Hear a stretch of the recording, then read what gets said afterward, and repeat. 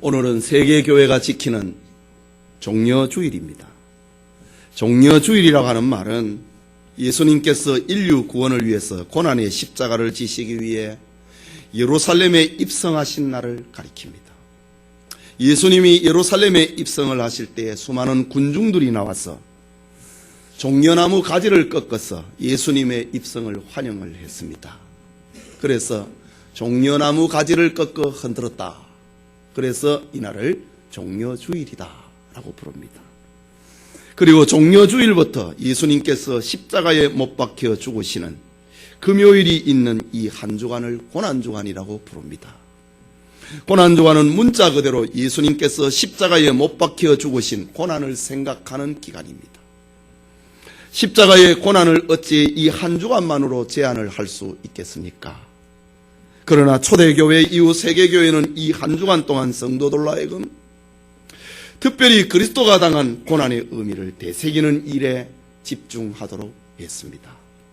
여러분, 십자가형이라고 하는 것은 본래 로마인들이 고안을 해낸 것이 아닙니다. 십자가형은 고대 세계에서부터 국가의 반역자나 가장 흉악한 죄인을 가장 잔인한 방법으로 죽이는 사형 집행 방법을 말합니다. 십자가형은 죄수를 나무 형틀에 못 박아 허공에 달아 세워놓고 죽이고 그 신체를 공중의 새들의 먹이로 삼는 사형 방법입니다. 사형수의 손바닥에 못을 박아 세우면 체중이 실린 손바닥의 뼈는 얇아서 찢어지기 때문에 그 큰 뼈들로 결합이 되어 있는 손목 관절 부위에 큰 못을 박습니다. 그러면 동맥이 찢어져서 피가 쏟아집니다. 그리고 두 발을 포개어서 다시 큰 대못을 박습니다. 이 십자가형은 몸이 처지면서 숨쉬기가 곤란해지고 근육에 경련이 일어나고 질식 현상으로 수시간 내에 혼수 상태에 빠지고 죽음에 이르게 됩니다. 십자가형은 사람들이 많이 다니는 내거리나 성문 앞에 또는 높은 언덕 위에서 집행을 해갖고 온 지방의 사람들로 하여금 경계를 삼도록 합니다. 로마의 사형 집행관들은 체중이 아래로 실려서 죄수가 빨리 죽는 것을 막기 위해서 발 아래에 지지대를 놓아서 서서히 죽게 만들기도 했습니다. 로마 제국의 기독교를 공인을 하였던 콘스탄틴 황제는 십자가형의 잔인함을 인식을 하고 로마 제국 안에 십자가형을 금지시킬 정도였습니다. 이렇게 고통스럽고 비참한 십자가 처형 방식에 의해서 예수님이 죽으셨습니다. 오늘 고난주간의 해외의 유수에서 보듯이 교회와 성도들이 십자가를 한번 짊어져 보고 고난을 체험을 한다. 그리고 그리스도의 죽음을 동정을 하는 것은 진정한 의미가 아닙니다. 그리스도께서 무엇 때문에 죽으셨는가? 그리스도께서 왜 죽으셨는가? 그리스도께서 무엇을 위하여 십자가에 죽으셨는가?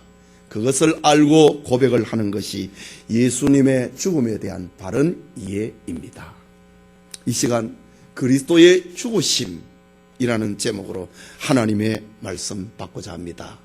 말씀을 듣는 자나 전하는 자에게 모두에게 하나님의 은혜 주심이 있기를 소원합니다. 먼저 유대인들이 생각을 하고 있는 그리스도의 죽으심의 의미입니다.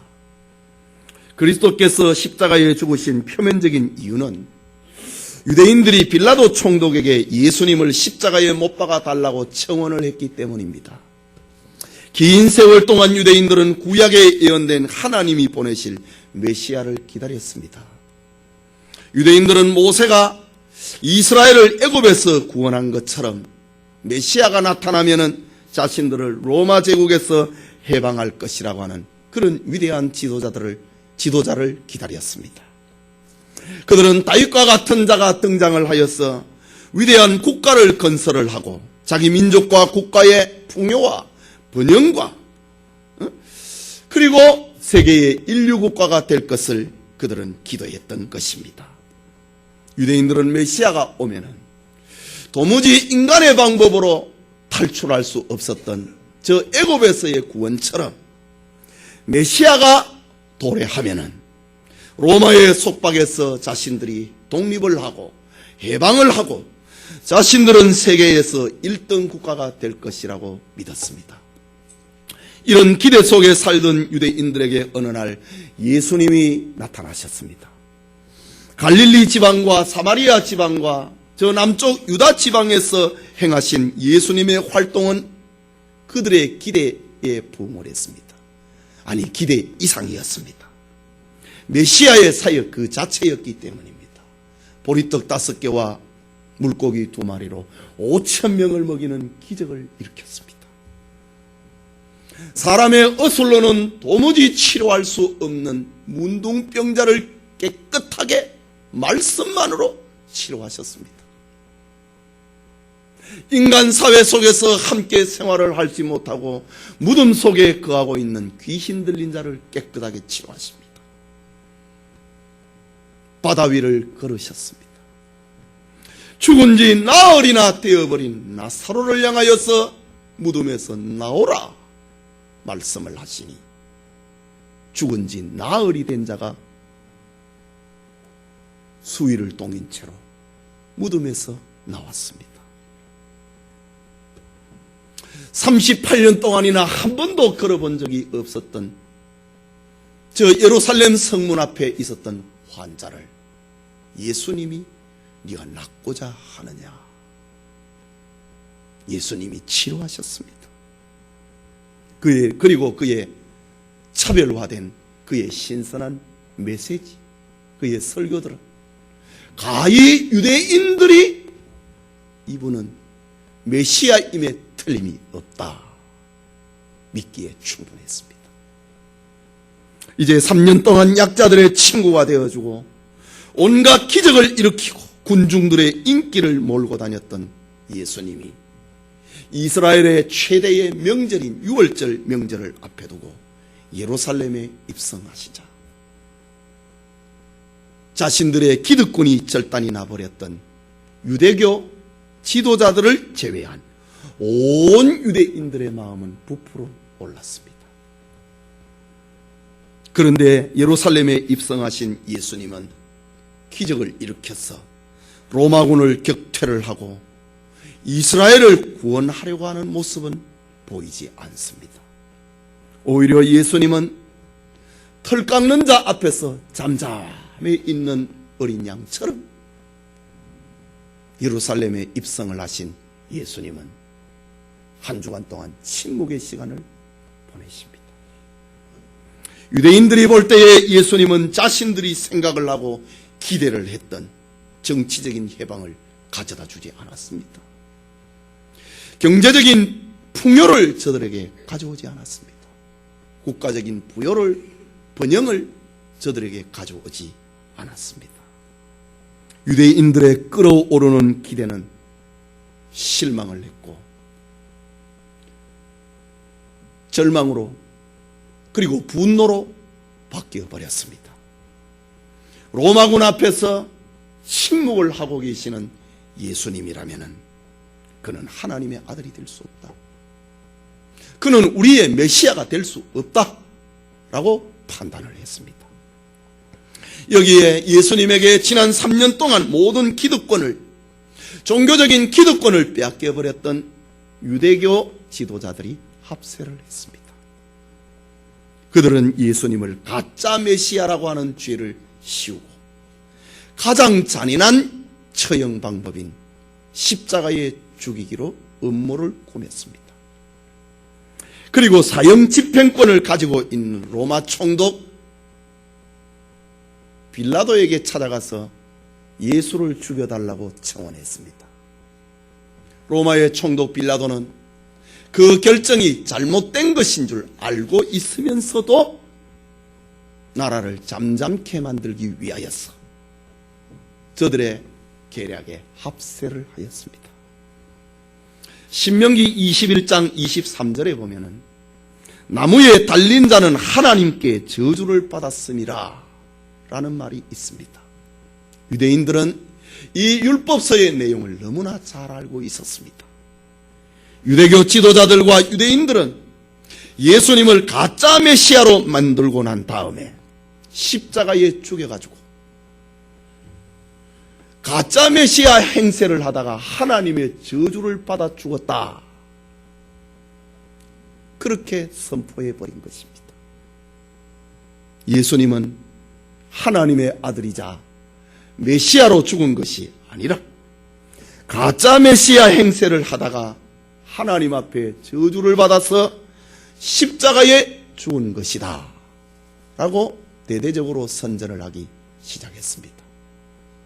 이것이 지금까지 저 이스라엘 사람들이 생각하고 있는 그리스도의 죽음입니다. 여러분, 오늘날 많은 사람들이 예수님의 죽으심을 유대인들의 거짓 주장에 동조를 하고 있습니다. 온건하고 도덕적인 사람들은 예수님의 이 안타까운 죽음을 성인의 죽음 정도로 그렇게 아파합니다. 그렇다면 성경이 말하고 있는 그리스도의 죽음이 무엇인가? 우리가 믿고 있고 우리가 믿어야 될 예수님의 죽으심은 무엇인가? 그것이 오늘 성경은 우리에게 들려주고 있습니다. 그리스도의 죽으심은 우리를 하나님의 저주에서 속량하기 위한 죽으심이다. 하나님의 저주에서 우리를 건져내기 위한 죽음이다 라는 것이 성경이 우리에게 가르치고 있는 진리입니다. 좀 전에 말씀드린 유대인들에 의해서 조작된 예수 죽음의 이야기가 최대 명절인 유월절 명절을 맞이하여 예루살렘에 올라온 수많은 군중들에게 삽시간에 퍼져나갔습니다. 그리고 로마 군대는 군사력을 가지고 유대교 지도자들이 조작을 해놓은 그 결정에 동조를 해 주었습니다. 여러분, 이때에 스승을 잃어버린 예수님 제자들의 입장을 한번 생각해 보십시오. 하나님의 아들이요 메시아인 줄 알고 모든 것을 버리고 3년 동안 그를 따라다녔습니다. 그런데 어느 날 갑자기 메시아라고 하는 이름을 등장해온 그것을 기대했던 예루살렘 입성의 어느 날 갑자기 예수님은 체포대가 됐습니다. 긴급 재판을 받아서 하루 만에 재판을 받고 십자가에 처형되고 말았습니다. 꿈같은 일이 하루 만에 이루어졌습니다. 제자들은 예수님이 잡혀가실 때에 이미 다 도망을 쳐버렸습니다. 그들이 얼마나 겁이 나고 얼마나 낙심이 됐으면 그랬겠습니까? 여러분 중에 나 같으면 예수님과 함께 따라갔을 것이다, 같이 죽었을 것이다 하는 이가 있습니까? 아마도 현실은 그렇지 않을 것입니다. 오랫동안 신앙인이 되었다고 하는 우리의 연약한 신앙 상태가 나도 예수님을 버리고 도망쳤을 것이다, 거기에 한 표를 던질 것입니다. 예수님의 제자들은 예수님이 예루살렘에 올라가서 메시아가 되고 왕이 되고 난 다음에 금빛 찬란한 옷을 입고 고향으로 돌아갈 것을 기대를 했습니다. 금이 환영은커녕 낙심을 하고 실망을 해서 저들은 자기 고향으로 다 돌아가 버렸습니다. 모든 것이 유대교 지도자들이 계획한 대로 되어버렸습니다.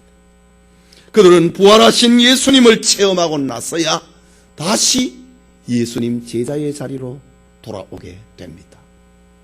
오늘 갈라디아서를 기록을 하였던 바울 역시 다를 바 없었습니다. 바울은 이전에 유대교 지도자들과 군중들의 생각과 같았습니다. 그는 하나님의 아들 행세를 하다가 십자가에 죽은 예수를 원수처럼 생각했습니다. 바울은 예수 추종자는 제자나 그리스도의 부활을 말하는 사람들을 사정없이 핍박을 하고 죽였습니다. 그는 예루살렘 교회의 신실한 집사 스데반을 죽이는 일에 가장 앞장섰던 사람입니다. 그러나 바울은 핍박자의 길 다메섹 도상에서 부활하신 주님을 만났습니다. 그곳에서 그는 자신의 생각이, 자신의 삶이 철저하게 잘못되었다고 하는 것을 깨닫게 되었습니다. 그뿐만 아니라 지금 예수님의 제자들을 핍박을 하는 것은 바로 부활하신 예수님을 핍박하는 것이다. 그것을 알게 되었습니다. 그 후에 바울은 예수는 하나님의 아들이다. 그분은 우리의 메시아다. 그리스도다. 라는 사실을 전도하는 사도가 되었습니다. 오늘 본문에서 바울은 갈라디아 성도들에게 강조하고 있는 것이 바로 이것입니다. 예수님은 하나님의 아들 행세를 하다가 자신의 죄 때문에 십자가에 처형된 것이 아니라 예수님은 하나님이 보내신 메시아로 죽으셨다. 그것을 들려주고 있습니다. 13절 말씀을 다시 보면은 그리스도께서 우리를 위하여 저주를 받은 바 되사 율법의 저주에서 우리를 속량하셨으니 기록된 바 나무에 달린 자마다 저주 아래 있는 자라 하였음이니라. 여러분, 십자가에 못 박혀 나무에 달려 죽게 된 사람은 저주를 받은 사람 맞습니다. 예수님은 저주를 받아 죽었습니다. 그러나 예수님은 유대인들이 말하는 것처럼 거짓 하나님의 아들 행세를 하다가 저주를 받아 죽은 것이 아니고 오늘 성경은 우리를 저주해서, 우리를 하나님의 저주에서 건져내시기 위하여서 대신 저주를 받았다. 이것이 성경이 우리에게 들려주고 있는 말씀입니다. 여러분, 우주와 인류를 창조하신 하나님이 인류에게 정해놓은 법칙이 있습니다. 그것은 죄 지으면 사망이다 라는 겁니다. 하나님이 에덴 동산을 지으시고 동산 중앙에 선악을 알게 하는 나무를 두시고 아담과 하와에게 말씀하셨습니다. 이 선악을 알게 하는 나무의 실과를 먹지 말라. 이것을 먹는 날에는 정령 죽으리라. 하나님의 말씀에 불순종의 죄를 지으면 죽는다 라는 것이 하나님이 인류에 정해놓은 법칙입니다. 그런데 선악의 지음을 받은 인류의 시조 아담과 하와가 하나님 앞에 불순종하고 먹지 말라고 하는 선악과를 먹고 말았습니다. 그래서 저들은 하나님의 저주를 받게 되었습니다. 죽음이 찾아오게 되었습니다. 하나님의 저주라고 하는 것은 하나님과의 단절입니다. 그리고 그 결과는 죽음입니다. 하나님과 단절이 되었다. 죽음이고 그 결과는 죽음입니다. 그뿐만 아니라 인류의 시조 아담 안에서 모든 인간들이 죄인이 되고 말았습니다. 아담의 후손으로 태어난 모든 인류가 죄인이 됐다는 말입니다. 그 결과 우리 모든 인류는 하나님과 단절이 되었고 그 결과 인류는 살다가 죽게 된 것입니다. 그렇다면 인간이 살 길은 오직 하나님의 저주와 죽음, 하나님이 선언하신 저주와 죽음, 이것을 대신 짊어질 자가 있어야 됩니다. 그분이 바로 하나님이 보내신 메시아 그리스도다. 이것이 바울이 지금 갈라디아 교인들에게 전하고 있는 말씀입니다. 선지자 세례 요한은 예수님을 보면서 말을 했습니다. 보라, 세상 죄를 짊어지고 가는 하나님의 어린 양이다 라고 말했습니다. 예수님께서 우리가 받을 하나님의 진노와 사망을 대신 받으셨습니다. 그 이유는 사랑입니다. 사랑하기 때문에 하나님이 우리를 사랑해서 우리의 사망과 우리의 저주를 대신 예수님으로 하여금 감당하게 하셨습니다. 이것을 한자로 표현하면 대속이다. 대신 속해 주었다.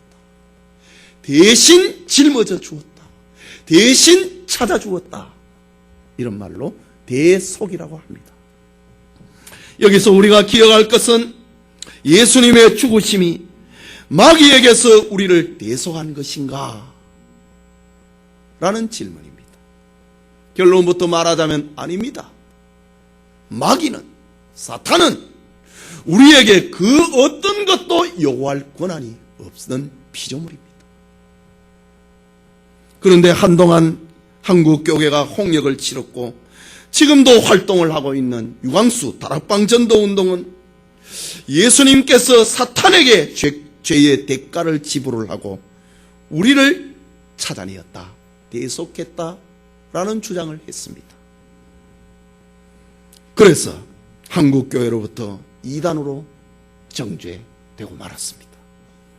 예수님의 죽으심은 우리를 마귀에게서 사낸 것이 아니라 하나님의 공의, 죄를 지으면 죽는다, 죄를 지으면 하나님으로부터 단절이 된다, 하나님의 저주와 사망선언으로부터 우리를 건져내신 것입니다. 하나님의 공의를, 예수님이 십자가의 죽으심을 통하여서 그 공의를 만족을 시키시고 하나님의 사랑을 한없이 표현하게 하신 것입니다. 여러분, 우리가 세상에 살면서 빚에 시달려서 어려움을 당하면 단돈 얼마라도 대신 갚아줄 때에 그에게 얼마나 고마움을 표현합니까? 그런데 예수님의 죽으심은 그런 돈 정도가 아닙니다. 우리를 영원한 하나님의 저주와 사망으로부터 우리를 건져주신 것입니다. 죄로 인하여서 하나님의 저주를 받아 죽었던 우리를 위해서, 우리 때문에 우리를 대신해서 예수님이 죽으심으로 우리가 받을 영원한 죽음과 지옥으로부터 벗어나게 된 것입니다. 이것을 어찌 감사라고 하는 언어의 그릇에 다 담을 수가 있겠습니까? 이 은혜는 우리의 언어로 표현할 길이 없습니다. 하나님의 사랑은 이렇게 위대한 것입니다. 예배드리는 성도님, 고난주간 동안 그리스도의 죽으심으로 여러분에게 죽음의 공포가 벗어나게 됐다. 여러분, 죽음이 두렵습니까? 아직 주님의 십자가를, 죽음을, 그리스도의 죽음을 이해하지 못하기 때문에 죽음이 두렵습니다. 예수님의 십자가 죽으심은 우리를 죽음의 공포에서 벗어나게 만들었습니다. 이게 그리스도의 죽으심의 이유입니다. 죽고 난 다음에 지옥 간다, 이 공포에서. 죽고 난 다음에 캄캄한 세계로 들어간다, 이 공포에서. 물론 죽음이라고 하는 것은 가족과 친지들과 친구들과의 이별이기 때문에 두렵지 않을 수는 없습니다. 그러나 영원한 죽음의 공포에서 우리가 벗어나게 된 것은 예수님의 죽으심 때문입니다. 그리고 하나님과 단절이 되었다. 이 공포에서, 이 관계에서 우리는 벗어나게 되었습니다. 고난주간 동안에 그리스도의 죽으심으로 여러분이 죽음의 공포와 하나님의 저주에서 벗어나게 되었다.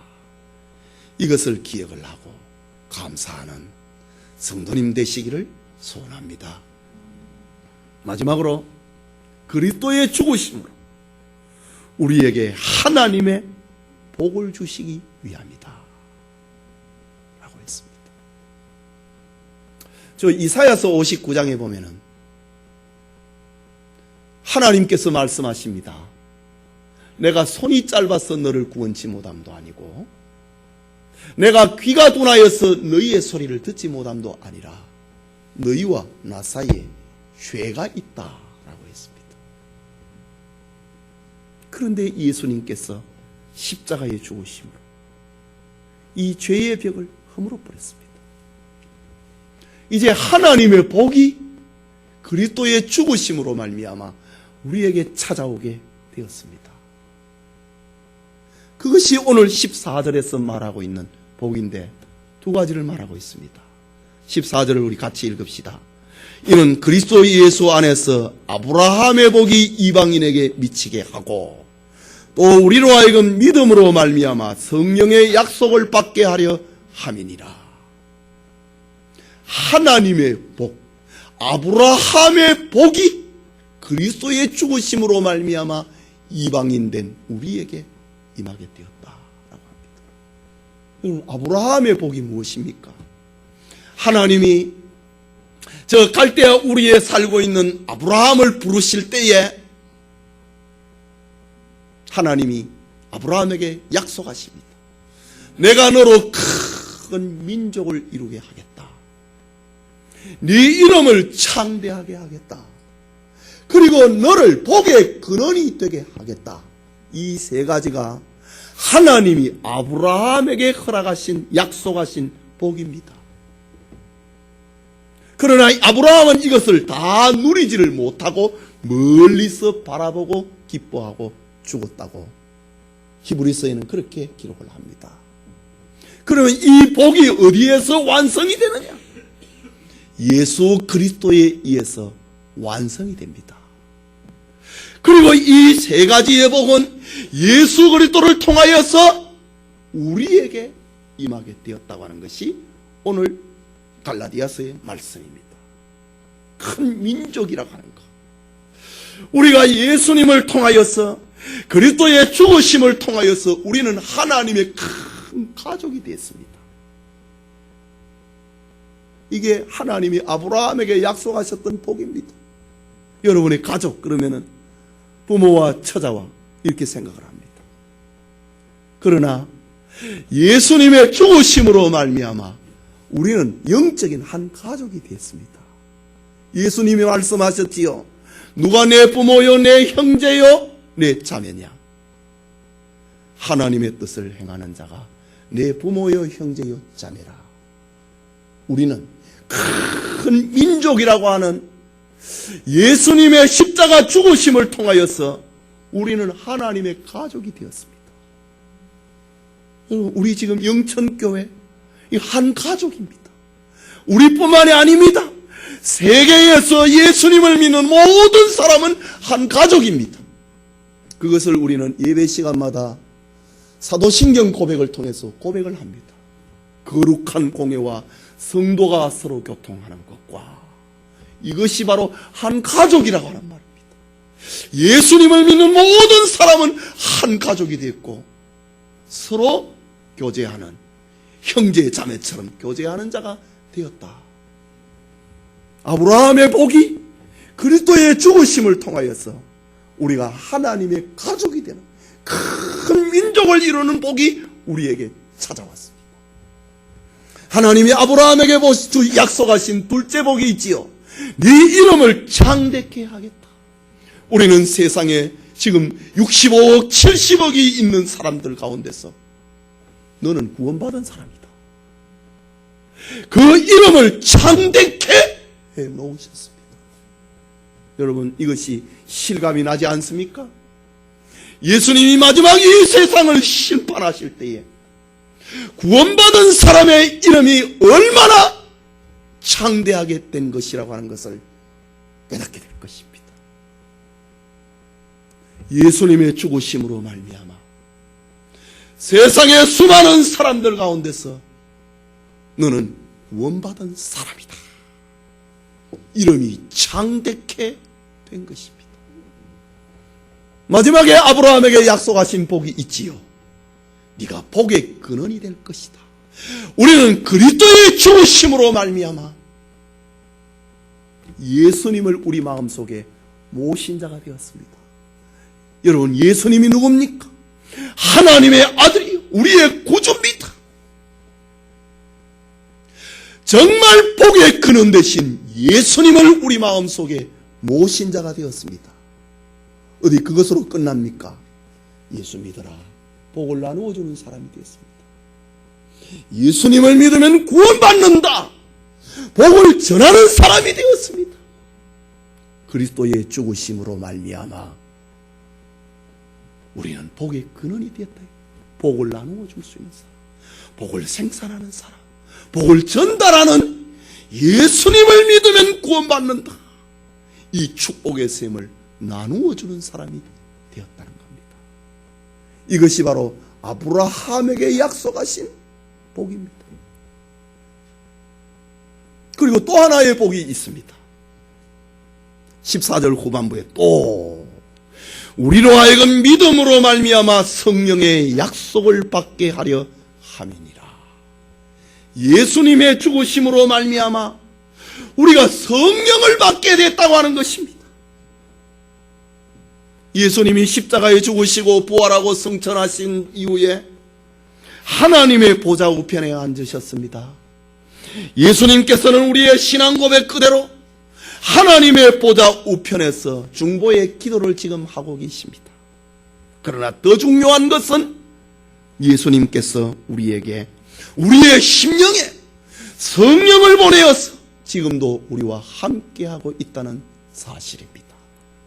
요한복음 15장 26절에 내가 아버지께로서 너희에게 보낼 보혜사, 곧 아버지께로서 나오시는 진리의 성령이 오실 때에 그가 나를 증거할 것이요. 성령 보내겠다. 예수님이 살아계실 때 내가 죽고 아버지에게로 가면은 내가 성령 보내겠다. 그가 나를 증거할 것이다. 라고 말했습니다. 요한복음 16장 13절에는 진리의 성령이 오시면 그가 너희를 모든 진리 가운데로 인도하시리니 그가 자의로 말하지 않고 오직 듣는 것을 말하며 장래 일을 너희에게 알게 하시리라. 성령이 오셔가지고 우리를 진리 가운데로 인도하고 장래의 일, 천국이 있다, 예수님의 재림이 있다, 그것을 알려줄 것이다 라는 말씀입니다. 성령이 우리 가운데 오셨다. 우리와 함께하고 계신다. 이것은 그리스도의 죽음으로 말미암아 우리에게 찾아온 큰 복입니다. 그러면 성령이 우리 중에 임재하신 것은 무엇으로 나타나는가? 내 마음속에 성령이 있다고 하는 것, 무엇을 통해서 나타나는가? 영은 보이지 않는데 무엇을 통해서 나타나는가? 예수님의 말씀처럼 그가 오면은 성령이 나를 증거할 것이다. 그가 자의로 말하지 않고 너희가 듣는 이것을 성경을 말하게 할 것이다 라고 했습니다. 예수님의 말씀처럼 성령이 마음속에 있는 사람은 자기 뜻대로 말하지 않고 하나님의 성경 말씀을 말하게 된다. 오늘 종려주일이야. 이번 주간은 고난주간이야. 다음 주일은 부활주일이야. 우리 마음속에 있는 성령이 그것을 말한다. 그거야 뭐 내가 교회 다니고 교인이 됐으니까 그거 자연히 내 마음속에 일어나는 거 아닌가? 여러분 아닙니다. 세상에 얼마나 많은 사람들이 오늘 종료의 주일인지 모릅니다. 이번 주간이 고난주간인지 모릅니다. 예수님이 십자가에 못 박히셨는데 왜 죽으셨는지 모릅니다. 예수님의 부활을 신화처럼 생각을 합니다. 그러나 마음속에 성령이 있는 사람, 그걸 말한다. 그걸 생각나게 한다. 성령께서 우리를 진리 가운데로 인도합니다. 성령이 우리 마음속에 있는 사람은 내 뜻대로 살지 아니하고 성경 말씀대로 살아야 된다.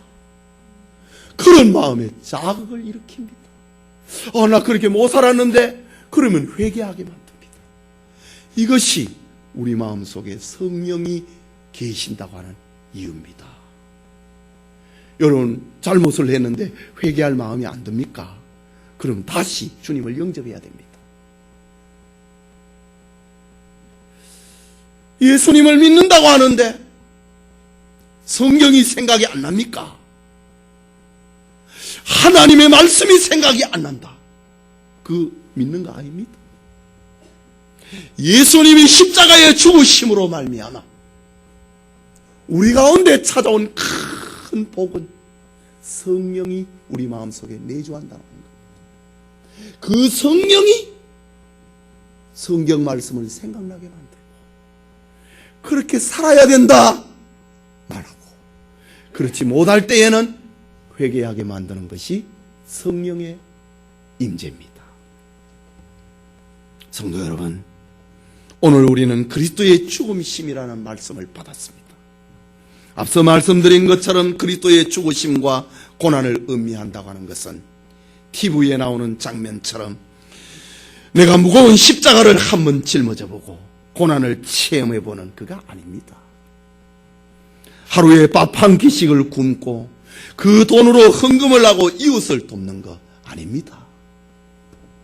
고난주간은 그리스도의 죽으심과 나에게 일어난 변화를 생각하는 것, 그게 고난주간입니다. 그리스도께서 죽으셨다. 왜 죽으셨는가? 내가 받을 저주와 죽음의 공포에서 벗어나게 하기 위해서 죽으셨다. 나에게 일어난 변화가 무엇인가? 아브라함에게 약속하셨던 복이 나에게 왔다. 성령이 내 안에 내주하게 되었다. 이것을 묵상을 하는 것이 진정한 고난주간을 보내는 의미입니다. 고난주간을 보내면서 그리스도의 죽으심과 우리 가운데 일어난 변화를 묵상하는 은혜가 모두에게 있기를 소원합니다.